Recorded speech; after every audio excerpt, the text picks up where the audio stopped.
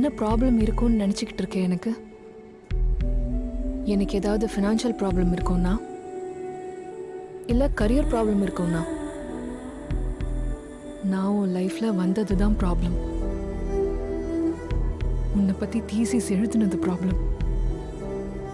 அதை விட biggest problem என்னன்னா, உன் அன்பு எனக்கு கிடைக்கிறதுக்கு உன்னோட பிளட் ரிலேஷனில் ஒருத்தராவோ இல்லை ஃபேமிலி ரிலேஷனில் ஒருத்தராவோ நான் இருந்திருக்கணும். எங்கேயோ பிறந்துட்டேன். அது என் ப்ராப்ளம்.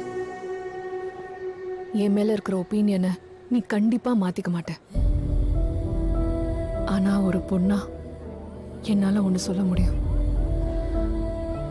உன்னை பற்றி தீசிஸ் எழுதுறதுக்காக நான் உனக்கு முத்தம் கொடுக்கல, எழுதுனதுக்காக கொடுத்தேன்.